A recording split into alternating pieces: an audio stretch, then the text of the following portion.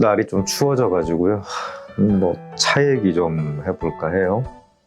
이제 우리가 차 하면 뭐 국화차, 무슨 차, 무슨 차 뭐 포괄적으로 여러 가지 얘기하는 것 같은데, 원래 차라고 하면 원래는 그 차나무라고요. 뭐 차 잎사고 열리는 나무. 우리 그거 보통 녹차 하면은 뭐 어디 거기 막 쫙 이렇게 막 나무 막 이렇게 심어놓고 한 거, 또 제주도 솔록차 하면 그런 나무 막 심어놓은 농장 이렇게 본 적 있잖아요. 이제 그런 식으로 차나무에서 나는 그 잎사고 그거 가지고 만든 게 차고, 보통 이제 이게 보이나? 뭐 이렇게 생긴 거 요거 차 잎사고 띄어서 마시는 게 차죠. 이게 겨울철 되면 차를 많이 마시는데요. 이게 추위랑 이 차랑도 좀 연관이 있습니다. 원래 차 원산지는 이제 중국이죠. 중국 남부지방의 운남성인가? 요즘 바로 민난. 이제 그쪽에서 주로 많이 이제 차를 기르기 시작했고요.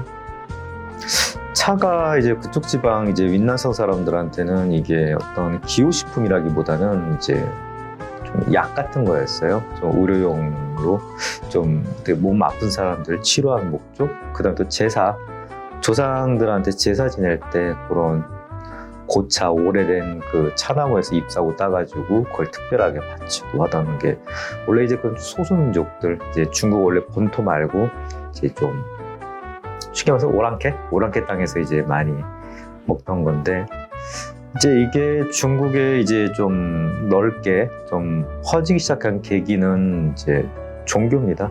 이제 불교 문화와 더불어서 좀 많이 퍼지기 시작했고요.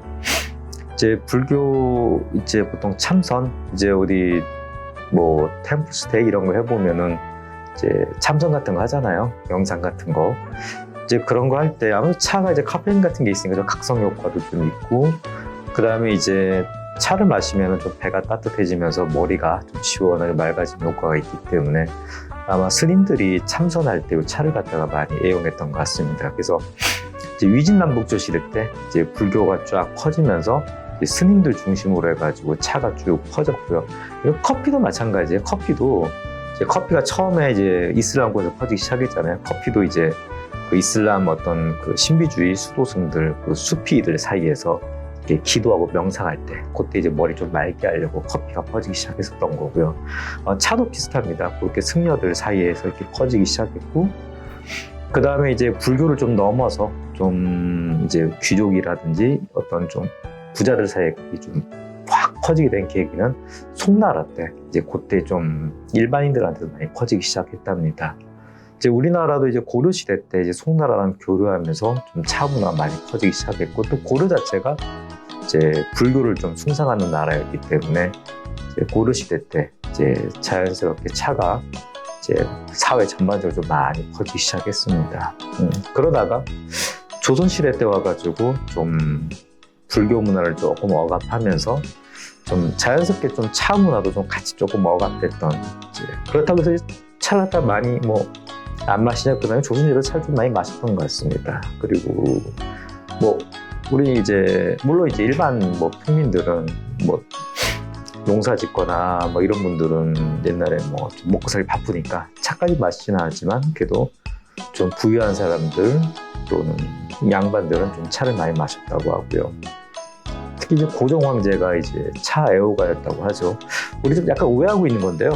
고종 황제가 커피를 너무 많이 좋아했다, 커피 애호가다, 뭐 이렇게 알고 있는데, 사실은 고종 황제는 차를 갖다 많이 좋아했고요. 옛날 그때 당시 기록 보면은 고종 황제가 차를 되게 많이 마셨어요. 근데 차를 많이 마시면서 이제 그 중에 이제 서양에서 새로 들어온 커피도 같이 마신 거지, 커피를 특별히 많이 마시지 않았다고 하더라고요. 차를 더 많이 마셨다고 하고요. 그래서 차는 그렇게 고려시대 이후로 우리는 많이 마셨던 거고, 그 다음에 한 가지 이제 우리가 좀 약간 이제 궁금했던 거는, 그 영어로 차가 티잖아요. 러시아로는 차이 그렇고요.